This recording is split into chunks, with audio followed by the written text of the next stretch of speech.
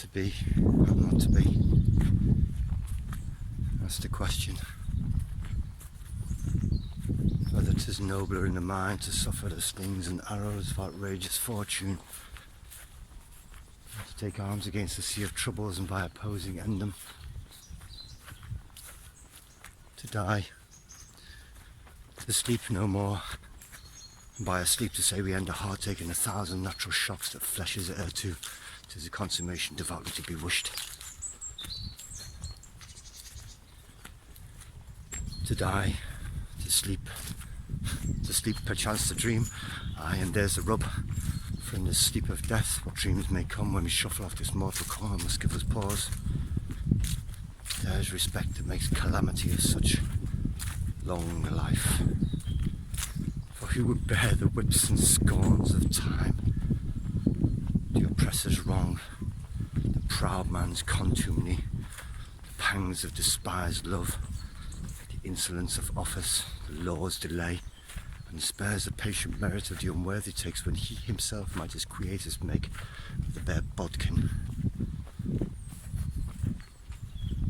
Who would fardels bear to grunt and sweat under a weary life, but that the dread of something after death, the undiscovered country from whose bourne no traveller returns, puzzles the will, and makes us rather bear those ills we know than fly to those we know not of. Thus, conscience does make cowards of us all, and thus the native hue of resolution is sicklied o'er with a pale cast of thought. An enterprise of great pitch and moment, in this respect their currents turn awry, and lose the name of action.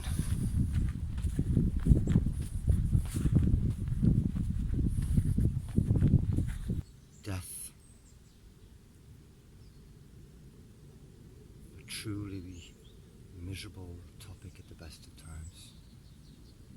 Shakespeare questioned to be or not to be. Answer: do you have a choice? You are, aren't you? Whether you like it or not. And you might be aware of being and you might not. Some people successfully go through a whole life not really being aware of being, and quite possibly get a shock at the end when they realise that it's over and they weren't aware of the life that they had. The question is, do you want to wallow in being or wander through life being unaware that you are being? Hamlet was probably, or was referring to death though. What's the better thing to do? Get it all over and done with and just die? Or stay here and make a stand? Or put up with it? Who would fardels bear to grunt and sweat under a weary life? What's the point in living a weary life? All of us, I presume, watching this, all have one of these little things. So we're all doing well enough to be able to own one of those little things. There are plenty of people who don't. So we all have a good life. And I'm sure there are those who have a worse life who would disagree with this maybe. But you are alive. We're obsessed now in the West with our culture of having black shiny stuff. We go and work our bottoms off day in, day out in order to acquire more black shiny stuff, as much black shiny stuff as possible. And once the black shiny stuff is a couple of months old, then you've got to go and get the new black shiny stuff, because that's the better black shiny stuff. But there's beauty in simple things. I often watch people when I'm looking out the window and see clouds in the sky, and I think they're so amazing. The very fact that there's these huge monstrous things just hanging there and moving along slowly in this amazing blue vastness, which would be black vastness if it wasn't for the sun burning nearby, giving us the illusion of blue to the sky. We'd be looking into the vastness of space, just black for infinity. And we're looking into the infinity of space through a blue haze.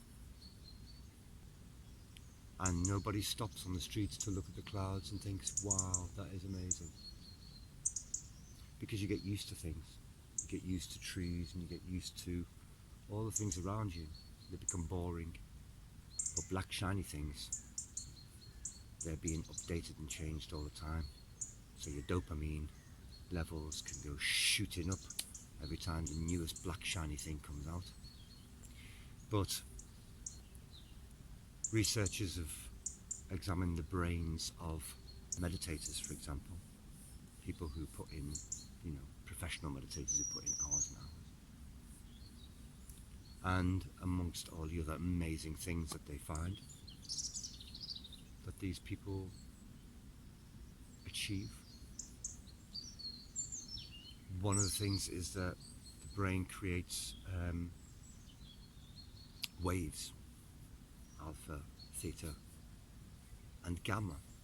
And gamma is associated with moments of fascination, if you like. So you will produce gamma waves for a very short period when something new happens, when you experience an amazing sensation, and then they drop off again. They're quite rare occurrences in the brain. But Olympic meditators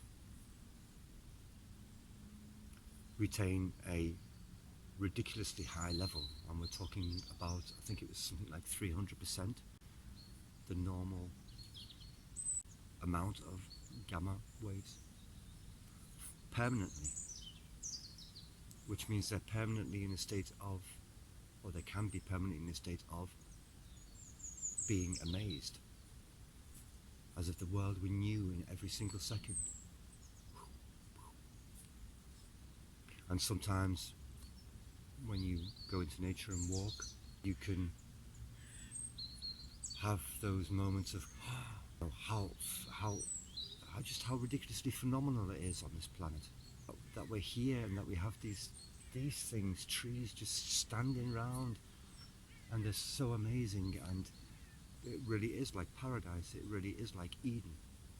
You can choose to walk around and go, well, tree and big deal, grass and big deal, or you can stop and see it for the amazing thing that it is: the wind,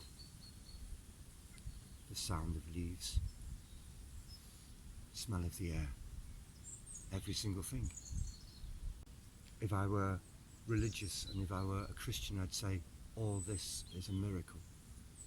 All of this is divinity. All of this is God's work. If I wanted to use that language, that's what I would say. This is divinity, this is God's work. Now, I might not be talking about the same God, but this is reality at play, creating this amazing stuff. And it's your perception, the way you choose to see things, that makes your world. We know that to be true anyway. So you're literally choosing to see the world the way you want to. So why the death thing then? Well, one day all of this will stop. By all accounts, as far as we know up to now, everything will go black and then cease to be, which is quite a depressing thought if you want it to be. But that means right now all of this is still here, and that's beautiful. And maybe not all, but lots of people, I'm sure, on their deathbed or after, if you could offer them, I will give you one day back in life again, but it's going to be a wet, rainy, miserable autumn day where nothing particular happens, they would beg for that one day of experience again, one day of feeling wind, smelling the air, the sensation of rain on your skin, one day of life.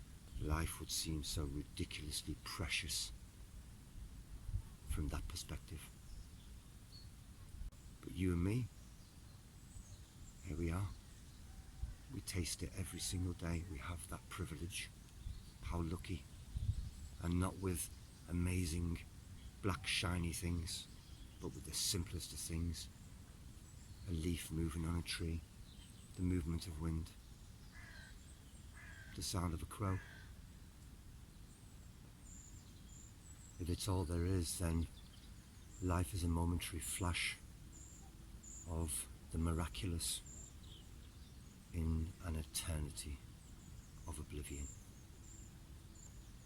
And instead of seeing that as a depressive way to see the world, the perspective from which you see it changes things. It's a miraculous way to see the world. It's ridiculously unlikely that we get to be here in the first place. The odds against you sitting here, me sitting here, are unfathomable. And so, each moment of each day is and should be a miracle. Everything is an expression of the one. In everything there is perfection and transience. So stillness, as I've talked about before, means sitting down and appreciating just the simplest of things. Your life could change as it does for people every single day. I work with them. Your life could just change like that. And things that were so simple, self-explanatory, taken for granted, the very fact that you can move your hand, speak, see, smell, taste, communicate, think, walk, eat, all of that could be taken from you any second, permanently, or that you have certain faculties disabled until you permanently go. And instead of seeing that as a miserable thing like Hamlet did, maybe a change of perspective, a change of angle to look at it from, would make it the amazing miracle that it is, and fill you with appreciation for every second that you have. I lost somebody and she absolutely loved life, and every single second I now have is a second that she could have had and would have loved, and she'll never have that ever again, which is debatable, but as far as I know, she'll never have that ever again. And here I am, and I have that every single day. Isn't that miraculous? Should I not be thankful? So as opposed to taking the gothic, romantic, death approach, maybe we should take the thankful, positive approach to death. It's a reminder that we live. So to be or not to be, to be.